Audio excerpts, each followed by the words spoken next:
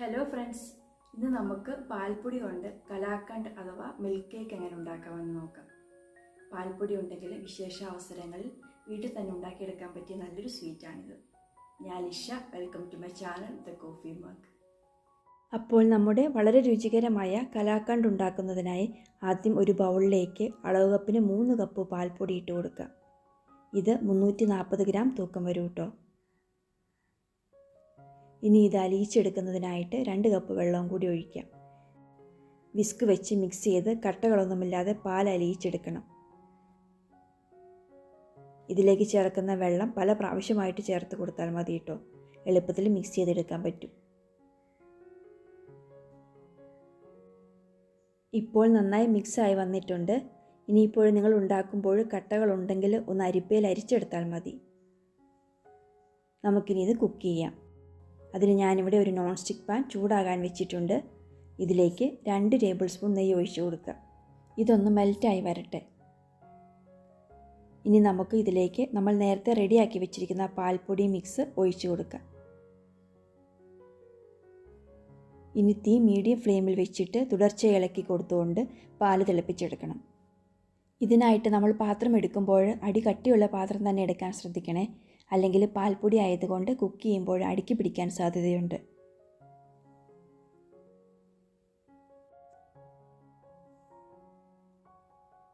പാലിപ്പോൾ തിളച്ച് വന്നിട്ടുണ്ട്. ഇനി ഈ പാലൊന്ന് പിരിഞ്ഞു കിട്ടണം.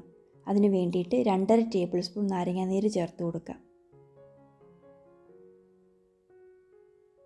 ഇനി ഇവ ഇളക്കി കൊടുത്തുകൊണ്ടിരിക്കാം. പാല് പിരിഞ്ഞു വന്നുകൊള്ളും.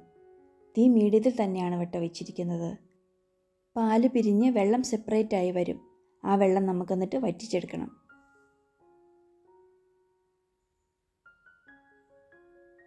ഇപ്പോൾ ഒരു 10 മിനിറ്റ് ആയിട്ടുണ്ട്. വെള്ളമൊക്കെ ഒരുമാതിരി വറ്റി വന്നിട്ടുണ്ട്. ഇനി നമുക്കിതിലേക്ക് മധുരത്തിനായിട്ട് അളവ് കപ്പിന് 1.5 കപ്പ് പഞ്ചസാര ചേർത്ത് കൊടുക്കാം. ഇതിന് 335 ഗ്രാം തൂക്കം വരും. മീഡിയം ഫ്ലെയിമിൽ വെച്ചിട്ട് ഇളക്കി കൊടുത്തുകൊണ്ടിരിക്കാം.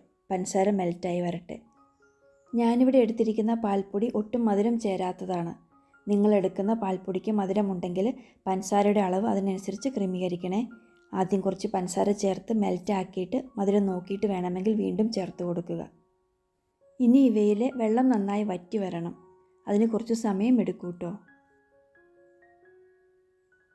വെള്ളമൊക്കെ വറ്റി വരുന്നുണ്ട്. ഇപ്പോൾ ഏകദേശം ഒരു 20 മിനിറ്റ് ആയിട്ടുണ്ടാവും. ഇനി നമുക്കിതിലേക്ക് 1 ടീസ്പൂൺ ഏലക്കാപ്പൊടി ചേർത്ത് കൊടുക്കാം. നന്നായി മിക്സ് ചെയ്തെടുക്കണം. ഏലക്കാപ്പൊടി ചേർക്കുമ്പോൾ കലാക്കണ്ടിന് നല്ല ടേസ്റ്റ് കിട്ടും. ഇനിയും വെള്ളം വറ്റി വരാനുണ്ട്. ഇളക്കി കൊടുത്തുകൊണ്ടിരിക്കുക.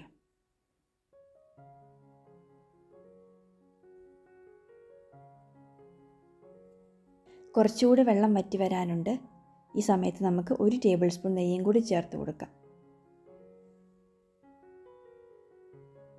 നന്നായിട്ടൊന്ന് മിക്സ് ചെയ്തെടുക്കാം.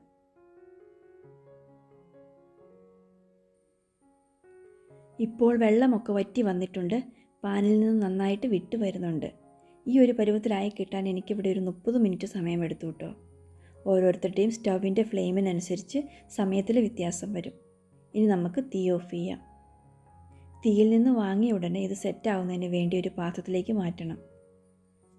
ഞാനിവിടെ ഈ ഒരു ബേക്കിംഗ് ട്രേ ആണ് എടുത്തിരിക്കുന്നത്. ഈസി ആയിട്ട് ഡീമോൾഡ് ചെയ്യുന്നതിന് വേണ്ടിയിട്ട് നെയ്യ് തൂത്തിട്ട് ബട്ടർ പേപ്പർ വിരിച്ചിട്ടുണ്ട്. ഇതിലേക്ക് നമുക്കിനി ഇട്ട് കൊടുക്കാം.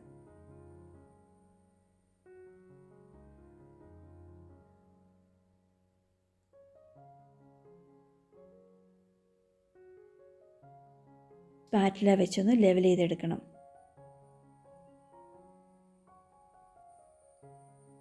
ഇനി ഇതിന് മുകളിലേക്ക് ബദാം സ്ലൈസ് ചെയ്തത് വെച്ച് കൊടുക്കാം. ഇതിൻ്റെ കൂടെ പിസ്ത സ്ലൈസസും വെച്ച് കൊടുക്കണം.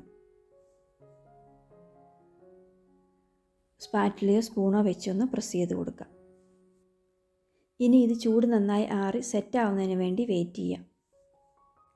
4 മണിക്കൂറിന് ശേഷമാണ് ഇതെടുത്തിരിക്കുന്നത്. ഡിമോൾഡ് ചെയ്യാം.